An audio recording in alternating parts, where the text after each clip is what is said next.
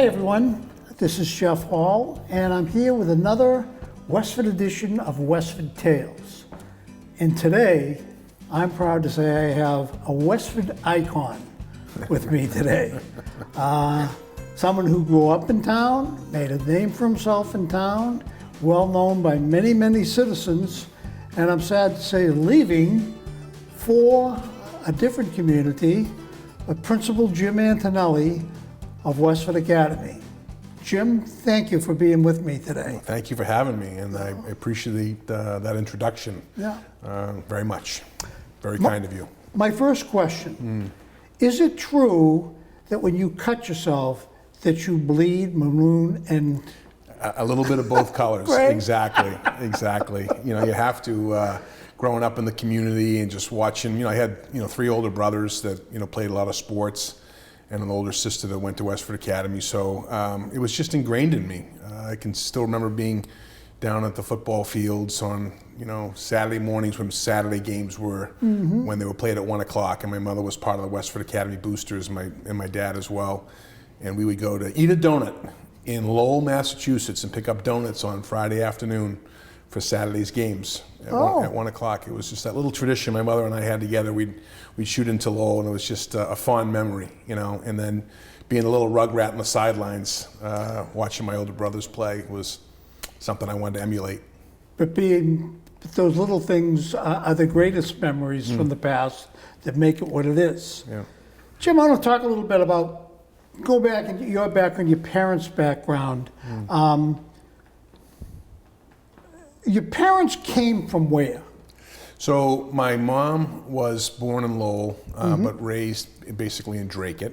Last name was Charette, and French Canadian was my grandmother from my mother's side, and then my grandfather and grandmother came over in 1909 through Ellis Island, and born in Verona was my grandfather, and Puglia was my grandmother. And this is on your father's side On my of the family? father's side, yes. Yeah. And John and Adeline, and then was Antonelli.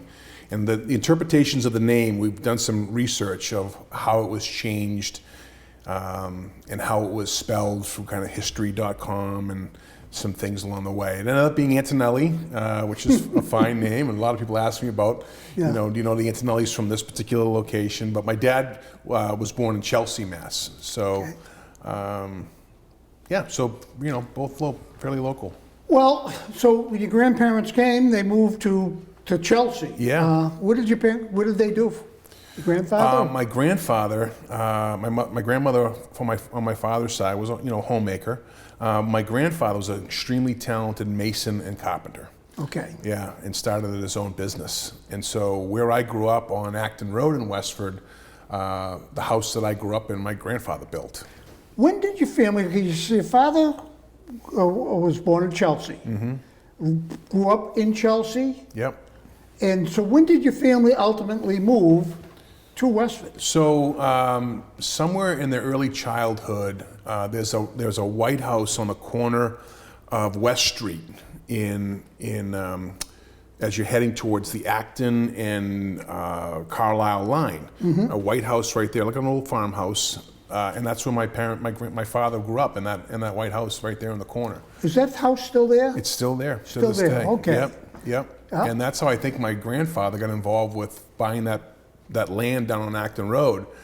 And so I think at least 4 to 5 of the houses that were built there were built by my grandfather on that side. You know probably when they came? Yeah, good question. Is my parents bought the house in 1950. So, okay. Yeah, 1950 is when they moved in there. But the Antonellis, when did they come to Westford? When would your grandfather have been here? So it's got to be somewhere in the range, I would say,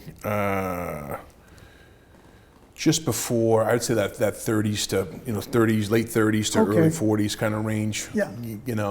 Because he was well established as a very good mason in the area, Yeah.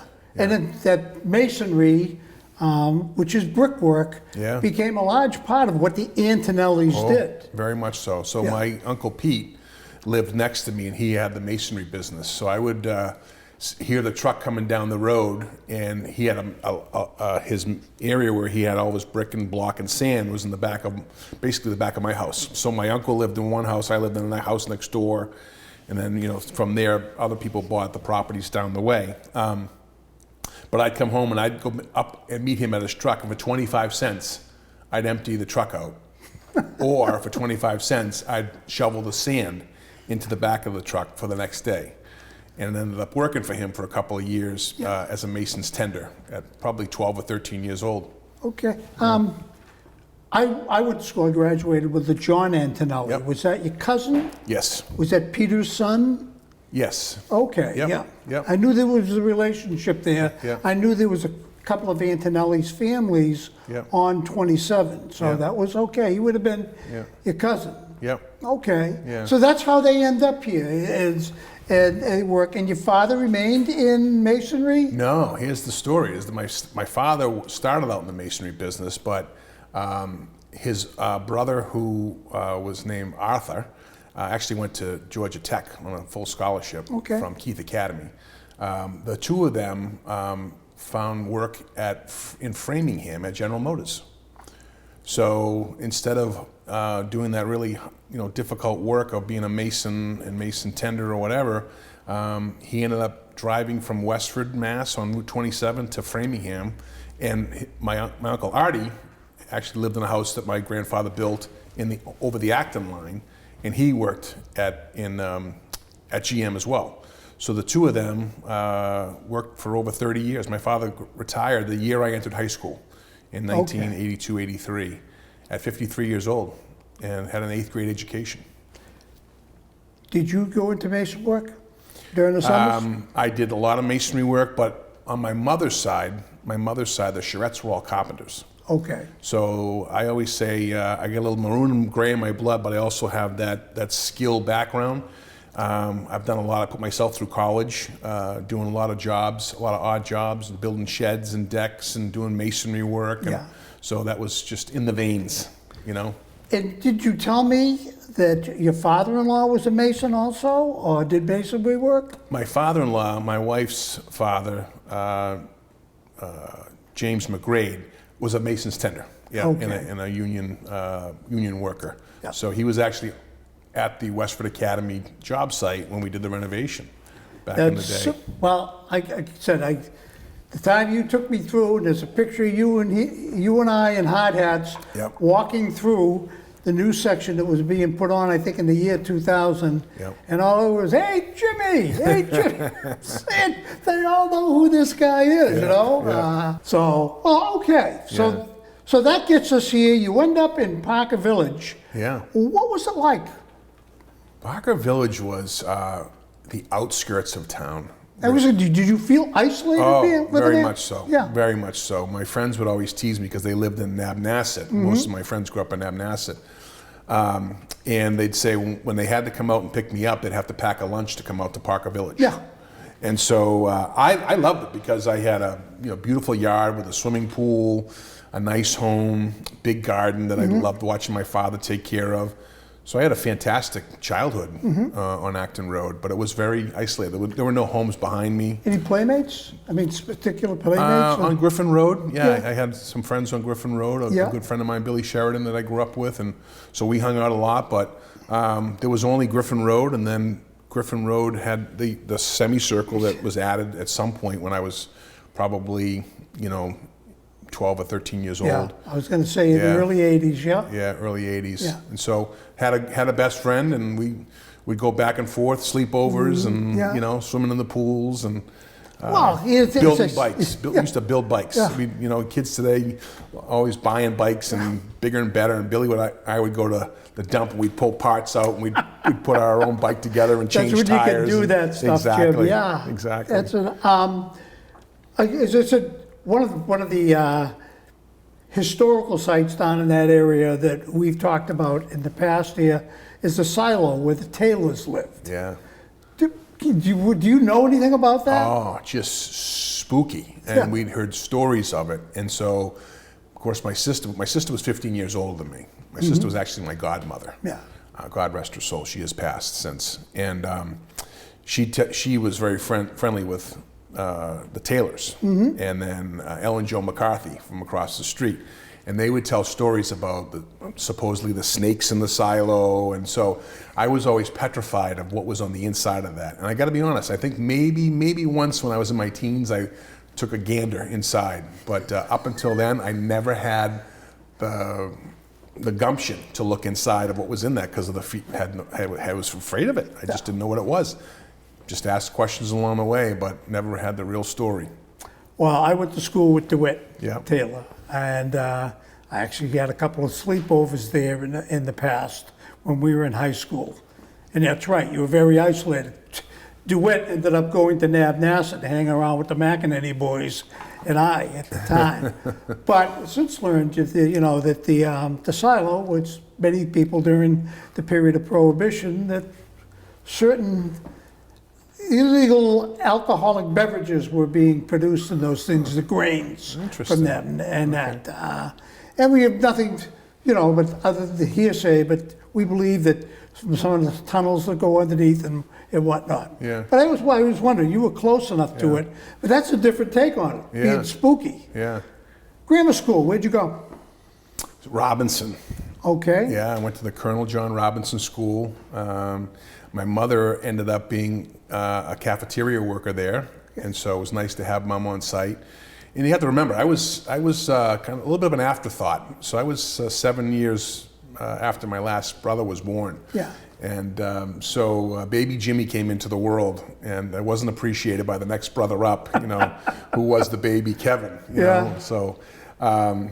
So I was just, I watched some of the things that they didn't do so well, and learned by watching them, and didn't make some of those mistakes along the way. They're good guys.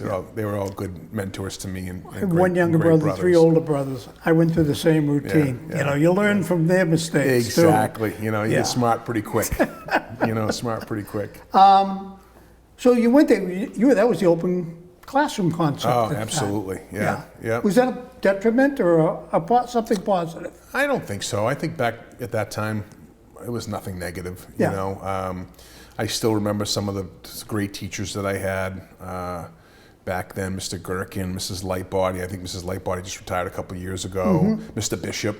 Wonderful. In fact, the gymnasium, I think, over at the NAB school is named after Mr. Bishop. And I had my hands in that along the way because I was chairman of the naming committee. And I was very proud to help do that because he was somebody that had a lasting impression on me as somebody who treated me with a lot of respect and kindness. And so I had a great experience. And Mr. Allen was the principal at the Robinson School. Oh, John Allen? John Allen. Okay, At that time. And I still remember Mrs. Barry, my second grade teacher, a great impression on me. Just, sweet people along the way that just made you feel like you were the only person in the room. However smart you were, they treated you just like everybody else. And I think that's when I started to really, maybe early on got my impressions of how important a teacher is. Okay. And the impressions that people can make in someone's life. Just, a touch of kindness, and, some of those things along the way. I can still remember I went from the Robinson School over to the Normandy Day School. The middle school. That would have been the middle school years. Yeah. And Claire Brady, long division was not Mr. Antonelli's forte, let's put it that way. And I can still remember being a young kid and so frustrated, and Claire coming over to me. No, excuse me, Sheila Brady. It was not Sheila Brady, yeah. Sheila Brady, and just so kind, so patient, and just worked with me along the way. And Kevin Regan, who was the longtime principal of the day school, was my physical education teacher. And to this day has been a mentor for me, just a wonderful man, stays in touch. And so it was great. Some other great teachers over there at the middle school. Mrs. McGrail, who went on to be a principal of the Blanchard Middle School, assistant principal and then principal for a period of time. She was my English teacher, and so I had great experiences, K to 8, and then of course at the high school. You got involved in athletics. Were you involved in athletics in middle school, like Pop Warner football? Absolutely. Yeah. Russ Carlson? Russ Carlson, yeah. Okay? Yeah. Russ Carlson was actually, I believe, the father of Pop Warner football in Westford, and was there for years and years. Yeah. So you must have been under his tutelage. I played for him. I played for him and his assistant coach, Lenny Baptiste. Okay. And Bill Bryant was another gentleman who coached Pop Warner. And that's where I got my first taste of football. But I was originally a baseball guy. I loved playing baseball over at Graniteville. Oh. And that actually transitioned, as an adult, coaching my kids over at that park. I fell in love with Graniteville as a young person, just going over and playing baseball. How many fields were there when you were playing Little League baseball? There was no G5 in the back. Probably just the front of the fields, were the only fields that were there. But when you got to play over there, it was like the World Series, every single game going over to Graniteville. Yeah. And it was on the other side of town, right? I mean, so. Absolutely. From coming Village? from Parkerville, yeah. Yeah. Sure. Yeah. So, how about wrestling? Were you involved in the wrestling program at all? No, the youth wrestling program. I know there was a program at the time because a couple of my buddies participated in it, but I was not involved with wrestling until my freshman year of high school. I know that in the 70s, Kevin McCusker and my brother Jim actually were running that program. Bob Herman got involved with it after that. Yeah. But I know you had quite a career in wrestling in high school. That's why I said I wonder if he got his, start, your basics down is. Yeah. But no, huh? Funny story about wrestling, Jeff, was I had just finished up my freshman year of football under Coach Morris. And in the locker room downstairs, Coach Morris and Coach Pandara, who was the wrestling coach, they shared a space, right, an office. So I had walked in after football and I had said to Mr. Pandara, now Mr. Pandara had coached my brothers in wrestling. And I said, Mr. Pandara, I'm gonna lift weights over the winter and I'll be back out for wrestling next year. And he didn't even look up from the paper that he was correcting, and he said, Antonelli, practice is at 4 o'clock on Monday, I'll see you there. I turned around, walked out of the office, and I showed up for practice at 4 o'clock, or it was 2 o'clock on the following Monday. It was because you finished up Thanksgiving Day football, right? Yeah. And practice for wrestling, you didn't get a break. You started the Monday after, and you either showed up or not. And to this day, I would tell that story about Roy Pandara, who was my wrestling coach and really taught me a lot about being a strong person, because it was mano a mano. You're going on the wrestling match, as the Halls all know. Oh, yeah. With your family of wrestlers, and the frustration level. And he taught me about keeping my head up high, and you're not going to come out just in day one being a wrestling champion. You got to work at it. And I loved him for that.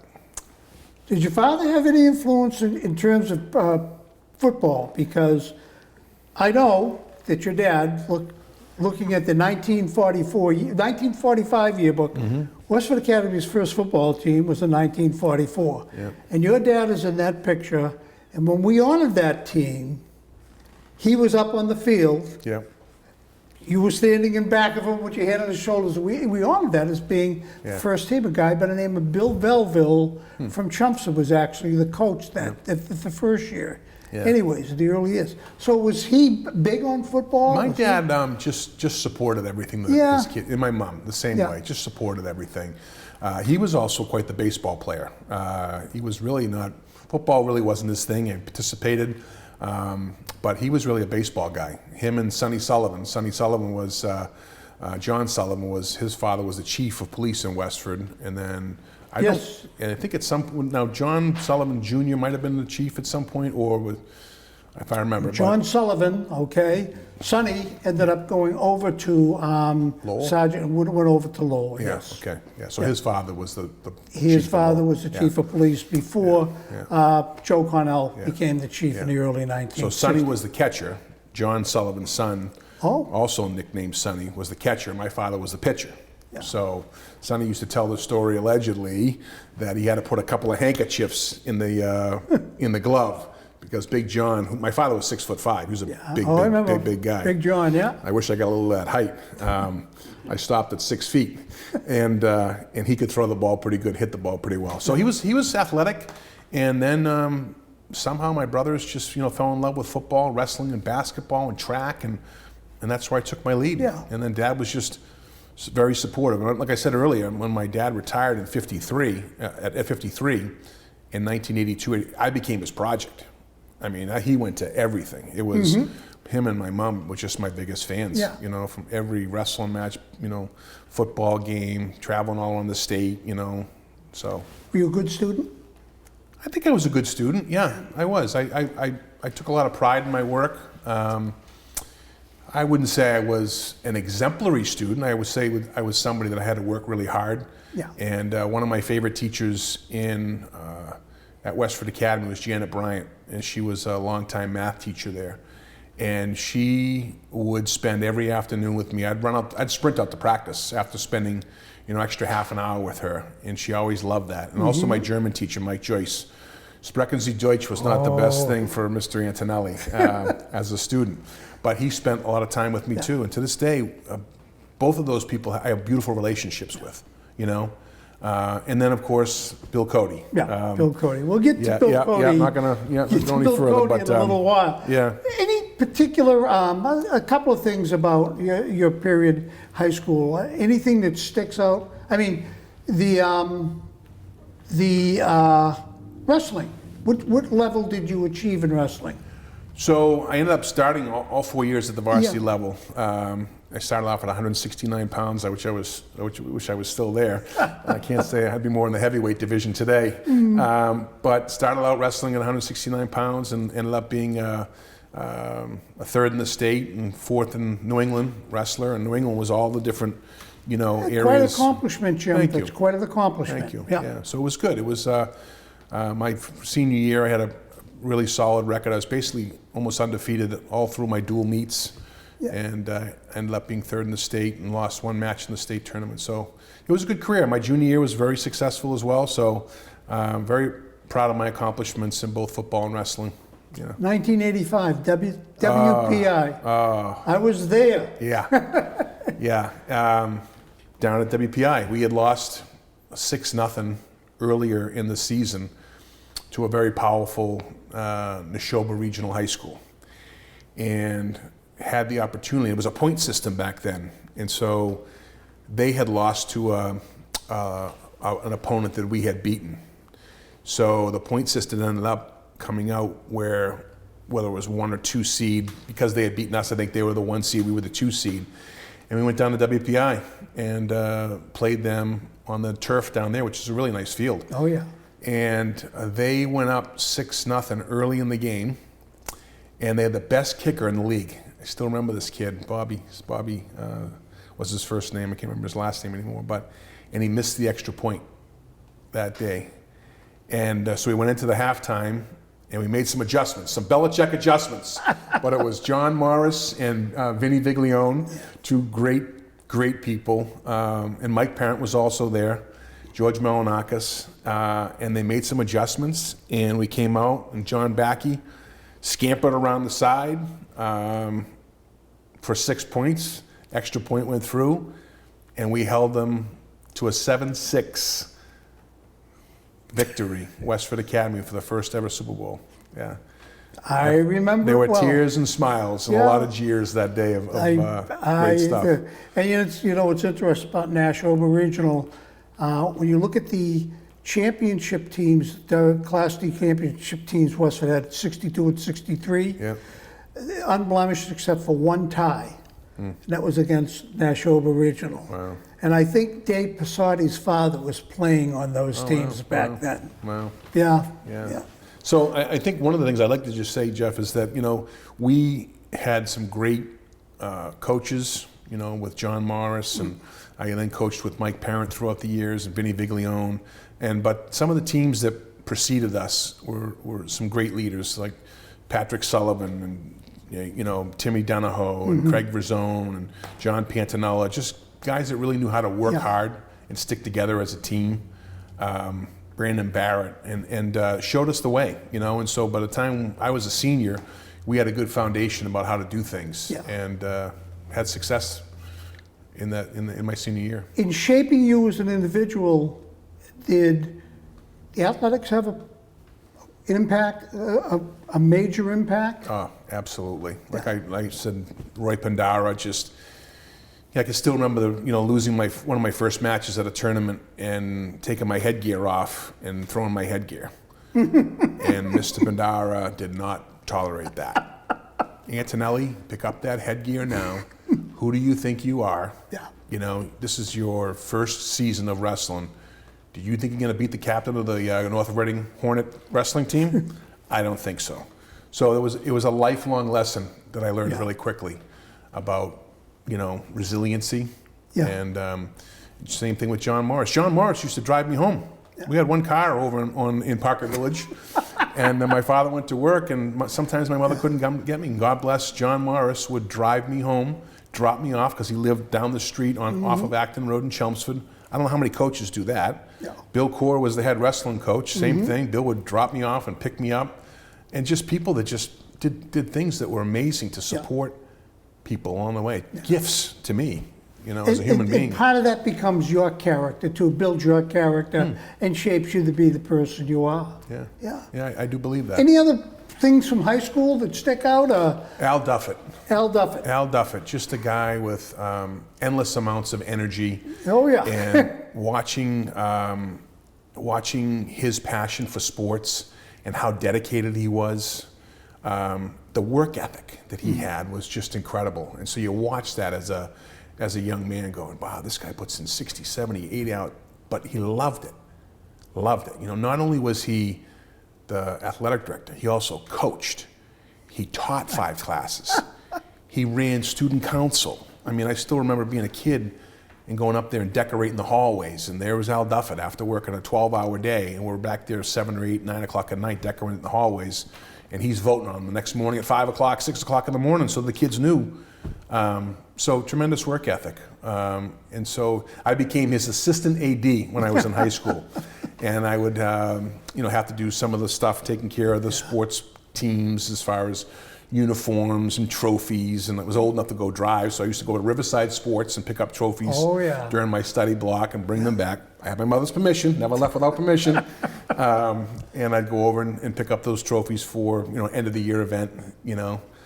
So just again, a lot of people, and Joe Lisi, when you watched Mr. Lisi walk down the hallway, there was a lot of respect for him, and I always respected him very much. He always knew my name, which was incredible. And I always knew that about Dr. Lisi, that he knew almost every kid's name in that school. And if there was a piece of paper on the floor, Joe Lisi bent over to pick that piece of paper up. He was so proud of that building. And I tried to emulate those things about Joe. Yeah. Dr. Lisi was just by his example. Just by his example. You just watched how he held himself, how he treated kids. He was tough, but he was fair. Yeah. And so, that was what I admired from him. You say that, and I was a school teacher myself, and the idea of being tough but fair. And I remember when I first went in, and my department head, you got to be, I don't know if he used the word tough, he says, but you got to be fair. You got to be firm and fair. And the old saying, you don't smile till after Christmas. And there was something to be said for that. You're not here, you're the enemy. That's right. You're the guy in front, you're the enemy. So, but you developed those relationships over the year. The 60s, the 80s, the Ronald Reagan years, it was, it turned back to kind of a conservative. Yeah. I saw it within the student body where I was teaching. Of course, you had MTV. Yeah. But you had the Iran-Contra. Remember the Challenger when that occurred? I do. January of '86? Yeah, very sad occasion for our country. Yeah. So, Yeah, I can remember just trying to figure out who this guy was from California, who was going to run for president, and then and Ronald Reagan, Yeah. and as an actor, I'm saying, how can he go from being an actor to being a politician? We've certainly seen that, through our lives now. Yeah. And so I just think, I respected him very much in the work that he had done. Great communicator. Yes. Great communicator, and I think that's one of the things that without getting into a lot of the politics, is that I was particularly. After the Challenger that evening, President Reagan was on TV, and just his manner of speaking and how he spoke to the country, you felt sad but at ease at the same time, and he just had that ability. And I think that's one of the most important parts of being a leader. And you weren't president, but you were a leader, Jim. Thank you. So you learned that there were certain things and certain ways you talked if you wanted to get across. We'll get into that. Sure. Anyone at WA that inspired you? Other than you mentioned several people. Yeah. Well, I forged a relationship through some of my classes with Bill Cody. He was a computer and business teacher at WA. And we have to this day just forged a wonderful relationship. In high school, he was the hockey coach, and I can still remember one of my friends played on the hockey team that was a state championship hockey team. Oh, I remember it. Yeah, and they used to play up at Fitchburg. Yeah. Wallace Arena. Wallace Arena, Yeah. And so I didn't know Mr. Cody at the time. I was probably 8th grade, maybe 9th grade at that time. But he invited me to be on the bus to drive up there. And just a lot of respect watching the way he carried himself as a coach. He was tough, but he was fair. He held kids accountable. And those student athletes would run through a wall for him. Yeah. To this day. To this day, I'm still friendly with those individuals who were captains who played for Bill Cody. So I watched him, and then I watched him as a person who respected me. I didn't play hockey, but I was an athlete. Always treated me very kindly. And he really became your mentor as time went along. Yeah. When you left Westford Academy, graduated in June of '86, you went on to college. Yep. What was your goal? Make $1 million or $1 billion, and What was your major? it was business management. Business management. So Yeah. you never intended to go into teaching? No. No? Graduated? But here's what happened. In my junior year before I entered my junior year of college, I'd had enough of football. My body was broken down. I had some injuries, and I asked Mr. Duffett if I could coach freshman football. Where did you go to college, Jim? UMass Lowell. There you go. Okay. University of Lowell at the time. Yes. It was the Chiefs. Now it's the Hawks. Yeah. Riverhawks. Riverhawks. And so I was offered that job to coach freshman football that year. Ryan Dunn, one of the trustees, was on the team, and the chief of police right now. Yep, Tommy. Mark Chambers. Sorry about Mark, yes. Yeah, Mark Chambers. Phenomenal group of athletes. Yeah. Group of players. And that's when I got my, I talked about education early, like people who made an impact on me as teachers, but then getting to work with students at that point, I liked it a lot. I liked the coaching aspect of things. So, but then I went off and I worked for a company for 18 months, was not fulfilled in any way, shape, or form. And I thought about my accounting teacher, who was always very good to me, my computer teacher, Bill Cody, and I made one call one afternoon. I can still remember I was sitting in my house in Lowell, and I said, Bill, I want to go back. I want to become a teacher. I want to be a teacher and a coach. That's my aspirations. And he said, who's this? And I said, Jim Antonelli, and he was busting my chops, And we had a great conversation, and he hooked me up with a gentleman named Frank Morey up at Salem State. Was one of his best friends, and Frank Morey was talking about that today, was the head of the business education department. And not only did Bill take me under his wing, but Frank Morey took me under his wing. 'Cause I was a little bit older, and I went up to Salem State, and I did my 1 year of teaching certification, which was great because, if you get a master's today, it's one thing, but if you don't do the certification program along the way, it could trip you up in the process of getting certified and keeping your certification. And so worked my tail off for that 1 year. Was able to do my student teaching right in Westford. You know, a long way from Salem, but they worked with us because there was some Salem grads around that had a good reputation. Oh, yeah. You being one of them, Bill being one of them, Joe Lisi being one of them. Sure. Who all had a connection with one of the best teaching schools in the Northeast, right? Yeah. So they allowed me to do that, and then in the fall of 1994, I took over after Andy Corvus retired, long-time business teacher and Andy, school store operator. operator. Yeah.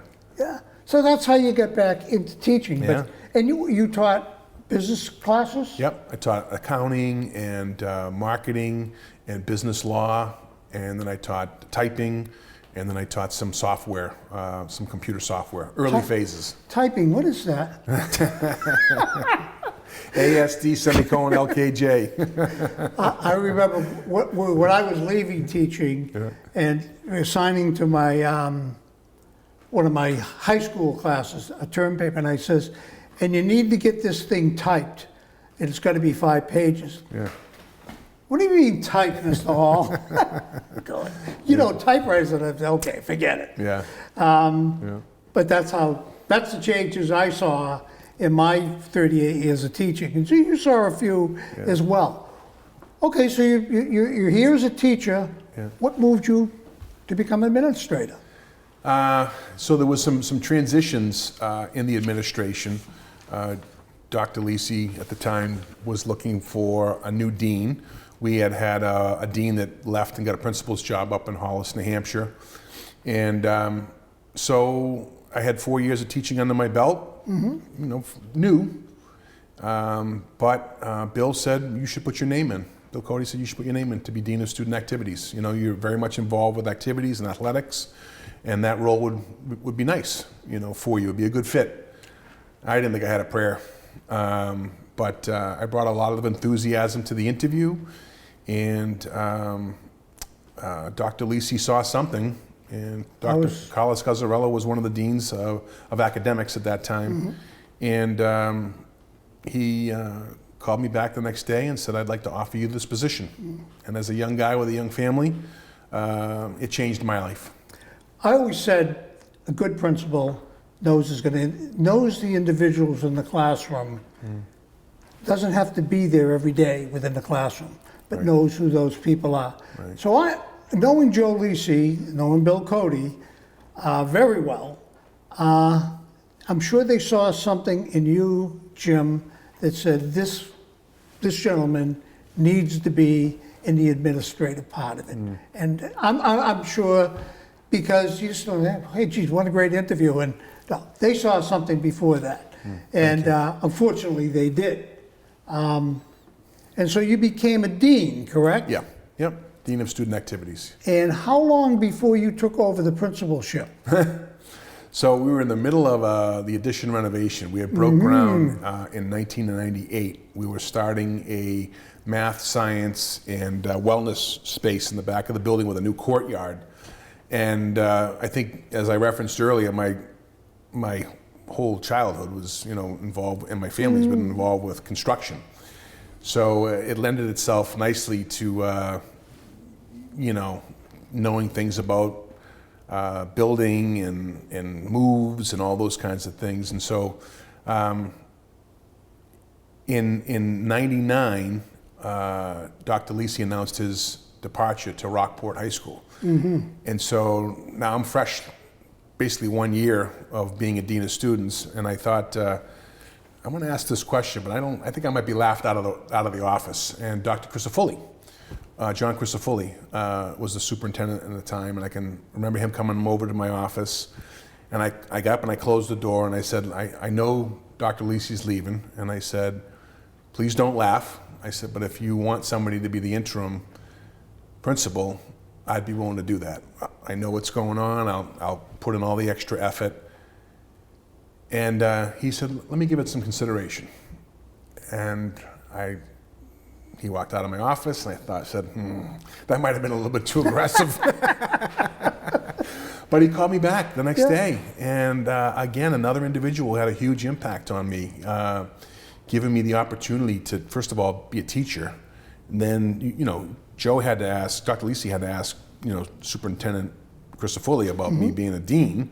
And then him giving me the opportunity to be principal was just amazing. So from basically sometime in the winter of '99 till that year it graduated, we actually had graduation at the Abbott School. I had to coordinate at the Abbott School because we had no space. I remember it outside in the field, yeah. Yeah. So that was an amazing opportunity to be the interim principal. And I know that you came over many times. We had meetings with Suffolk Construction. Oh, yeah. Ended up in that whole project that was turned over basically in 2001, we had less than 1% change orders in that whole job, which ended up, and that was a $32 million building project. Do you think your background in construction might have helped? Absolutely. Yeah. And you were the right person at the right time for the job. I'm going to pause you in your career, and I want to go back to your personal life. Yeah. Married, kids at this time, and you're making big changes. Yeah. Tell us a little about your personal life. Where did you meet your wife? I met my wife at a restaurant in Lowell, Massachusetts, and became smitten by her shortly thereafter. And we have 3 amazing young adults. I got a 31-year-old teacher at the Abbott School, Mackenzie. Very proud of her. She brings it every day to those kids. And for her to walk in my footsteps as a teacher. Yeah, that's always a good feeling, isn't it, Jim? My son is a police officer in town. Yep, saw him a couple weeks ago. Extremely proud of him. Told him to get some baby pictures out because we're going to need them. There you go. And, was just been a good kid and loves his job, loves serving the community. And I know Mackenzie the same way, is just loves the kids. Yeah. Every single kid, for the individuality is the way she loves her students. And then James, he wants to be that guy that's going to make a difference. Yeah. And treat people with respect and do policing the way policing should be done, right? Treating people humanely and kindly. And that's what I hear about him, is that he goes to work with a smile on his face and does his job, and that makes me very proud. And then my baby, James is 27, my baby Olivia went into education, but unfortunately went in at a tough time. Yeah. And she went in, she took a interim position as COVID started. Oh. Yeah, and then earned a full-time position at the Christofoli School. And I know how she feels because, I was burnt out at the end of COVID. And she gave it 150%. I would have to tell her at night, at 11:30, 12 o'clock, put the computer away. You need rest in order to take care of these kids the next day. So extremely proud of her. Talented athlete, very smart. I can tell you're very proud of your kids, Jim. Yeah, that's for sure. And so she's now in the business world. And she's going back for her MBA.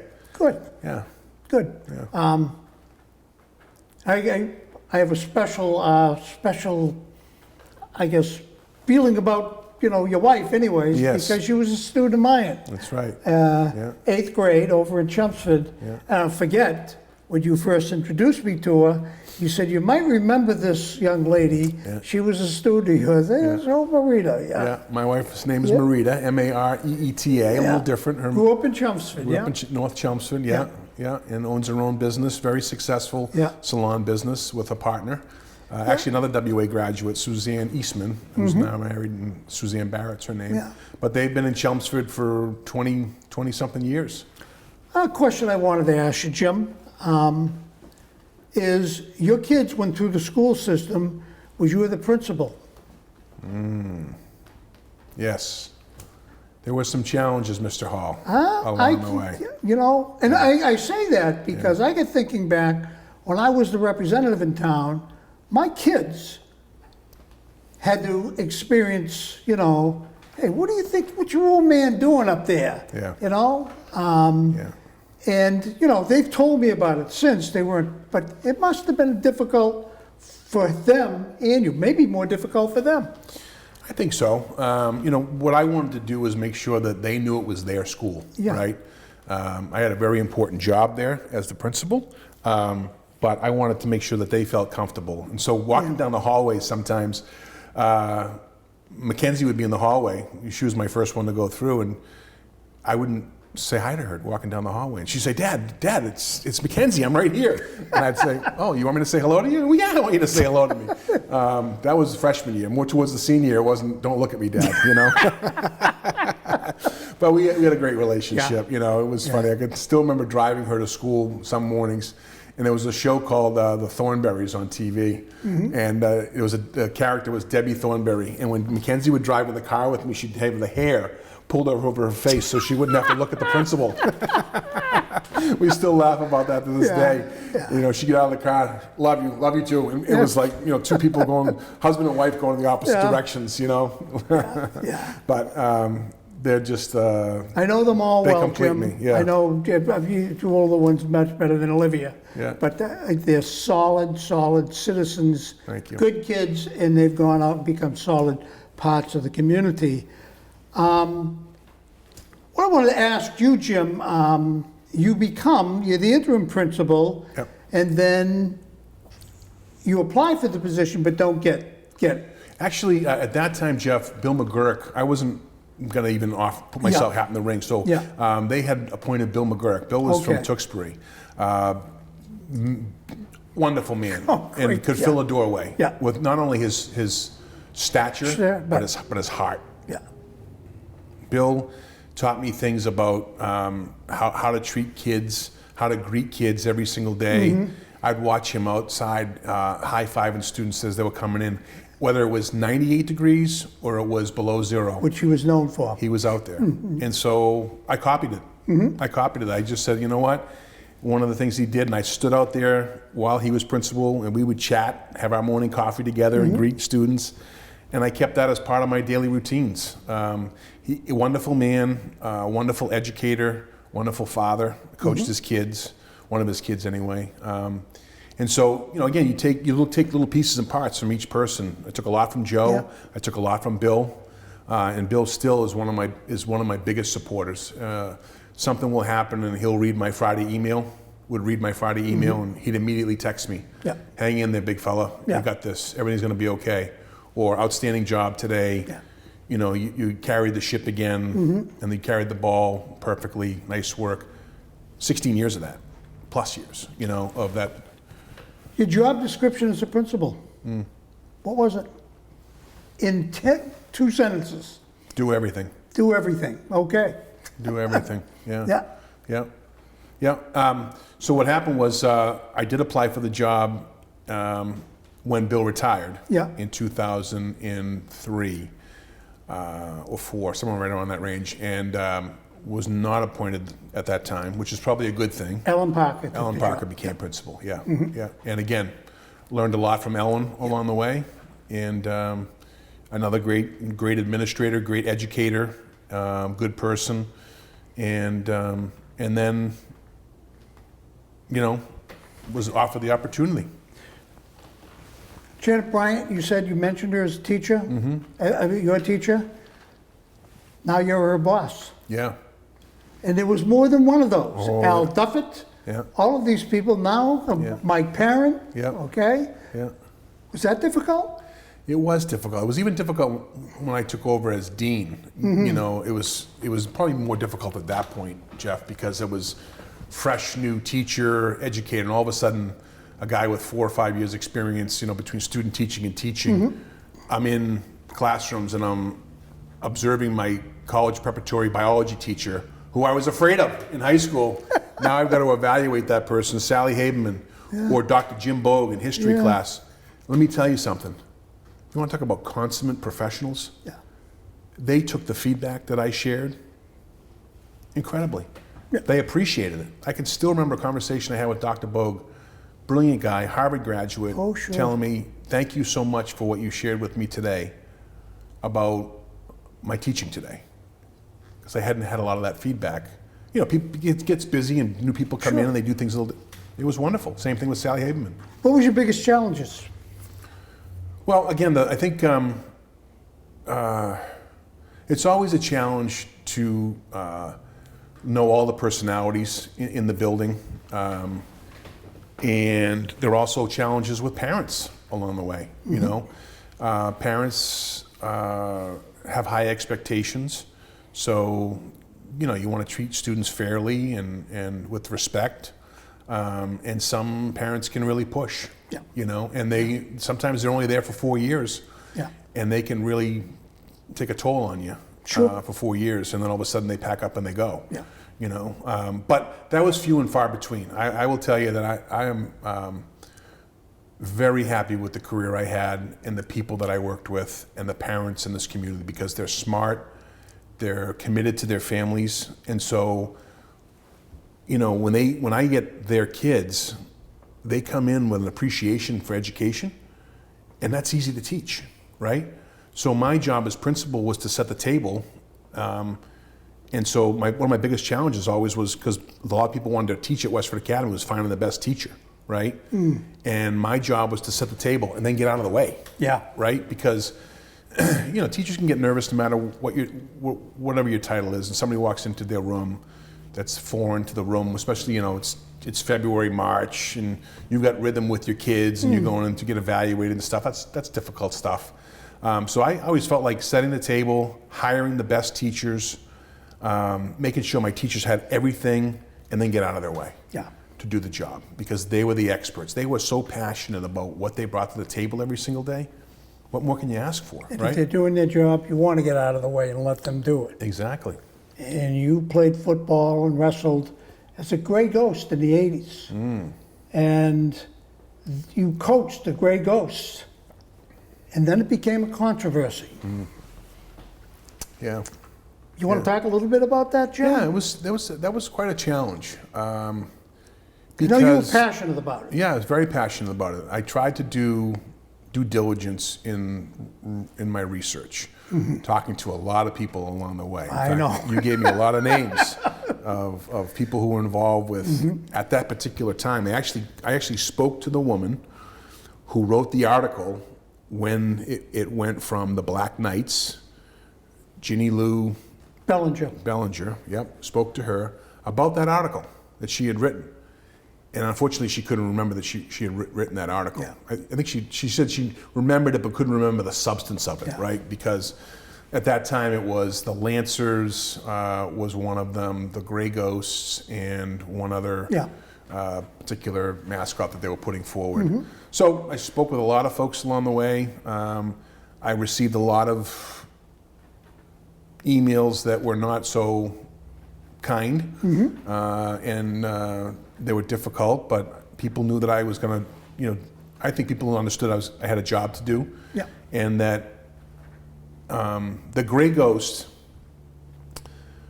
with the way it came forward, was the history somehow negatively affected that, which negatively affected some of my students, okay, and some of my families. And as the principal of the school, I don't want anybody to feel that way. No. I had spoken to individuals that said when they drove through this community as a black individual and they saw the ghost that in a mascot that looked like it was a hooded, you know, KKK, they didn't feel welcome, and yet they lived in this community. That tore my heart out. And I can understand that. And so I just, what I did was... We know nothing was meant negatively about that. Absolutely not. So what I tried to do was I recused myself from any of the voting. All I did was pull a committee together, have individuals, you know, present different images of ghosts. You know, we talked through the whole process. And the young person who was a junior when she started this process, Julia Donescu, was extremely talented, extremely committed to the process, took every ounce of feedback that I gave her from the committee, right? And to this day, I mean, you can walk into our current gymnasium next fall, and you'll see the mascot on the wall that she just completed. Oh, good. It's beautiful. It is meticulous. And she did, and here's a girl that had 5 APs coming in every single day, going up on a skyjack to paint that image on the wall. And of course, Mr. Bunyan, our athletic director, was watching her every day because he's an attention to detail kind of guy. We were amazed at how it came out. And there's still some controversy to this day. Some people just still try to put the regular ghost out, the old ghost out, but change happens. Yeah, and change happens. And and I was with you. I mean, I hated to see it go, and it was a tradition and all of that. But I think what I remember is one of the school committee people saying, when it was finally voted on, we need to put this thing to rest. There are other things in education in this town that we need to move forward. This is good. And someone who was involved in controversies over the year, I got that. Yeah. It was overshadowing other things that, quite frankly, were much more important to the students. Yeah, you have an accreditation process going on. Well, the whole time that was going on for the research and understanding of where this thing came from, we were going through the New England Association of Schools and Colleges accreditation process, which needs a tremendous amount of time as well.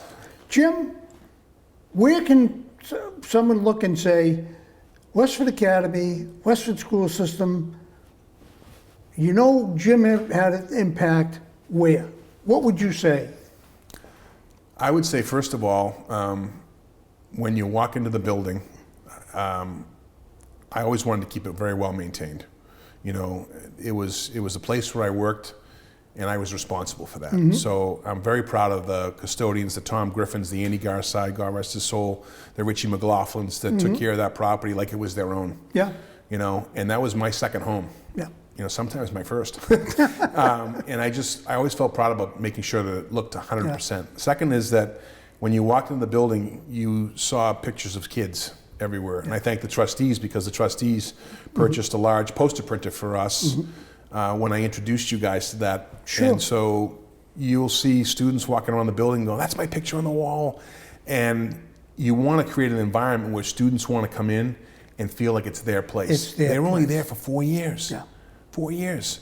And so we would change those pictures out. One of my deans, Betsy Murphy, would make sure she was on top of that, changing pictures of graduation, pictures of the prom, pictures of the cotillion, pictures of, an event or a football game or whatever. And so every Monday there'd be new pictures on the wall. Yeah. My assistant, administrative assistant Hillary Langell, became an expert in that printer, and Betsy would send pictures, and a group of our students and student support services would update the frames, and it was always current, So between walking down the hallways and not seeing anything in the hallways as far as rubbish or whatever, or graffiti, to the pictures on the walls, that's what I'm very proud of. It's just the way the building presented itself. Let me say this as someone who has spent time at the school over the last 50, 60 years, kind of. But your presence, your non-presence next year is going to be felt within that school itself, the vibrations of the school. I think I'm using the correct word here. But, and I know Dan Toomey is going to do a great job. He's been well prepared. But this was Jim Antonelli's place. Jim Antonelli was the first Westford Academy graduate to become principal. So I'm very proud of Jim. And you left a very, very positive mark, not just on the academics, but on the school itself, the name of the school, and the environment in the school. And I think that's what you have to be very proud of. Thank you. Jim, what a great legacy. I want to thank you for coming on and wish you good luck in your next endeavor. Appreciate it. Thank you. Thank you for watching.